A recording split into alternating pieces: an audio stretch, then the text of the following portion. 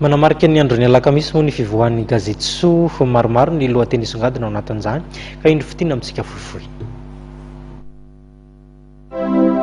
Dimy taona izao no niarako taminao,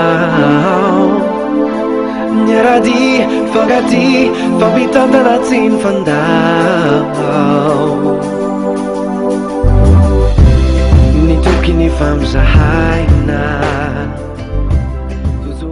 Nilarana fahaenina amin'ny sivifolo sy telonjato amin'ny gazety Soa indray no ivoaka eny an-tsena manomboka rahampitso.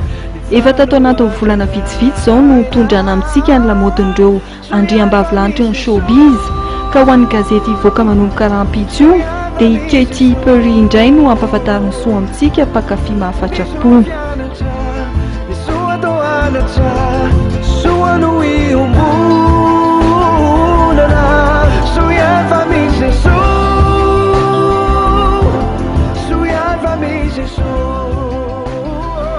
Anokana ny gazety lahatsoratra maromaro amin'ity rahampitso ity ihany koa ny momba ny fahasalamana, ka anisan'ny horesahanao ny tombontsoa azo avy amin'ity tongotra haingam-pandeha na ny marche rapide.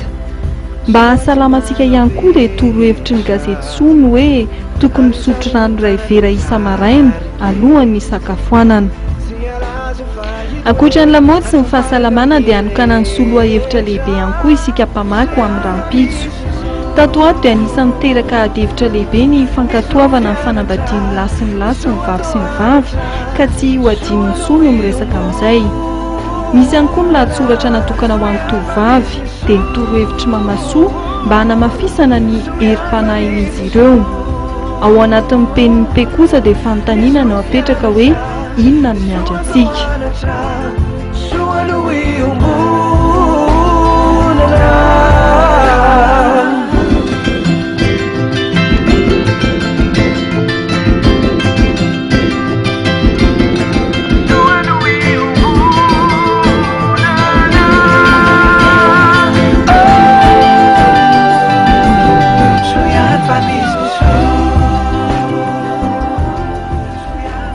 Tahaka ny mahazatra dia santionana amin'ny lahatsoratra ao anatin'ny gazety Soa ihany ireo, fa mbola marobe ny lohahevitra roson'ny mpamaky ao anatiny.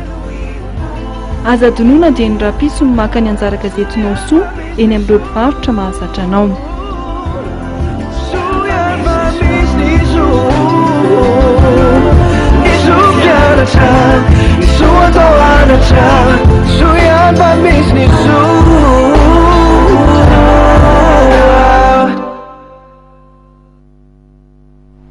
Eny ary Ibzerajahina manapetra ny fotoanantsika ka dia mifaran'ito ny fotoanan'ny fampalalama vaovao isaorana ianao nanaraka izany hatramin'ny farany ho amin'ny rahampitso indray ny fotoanantsika manaraka. Veloma tompoko.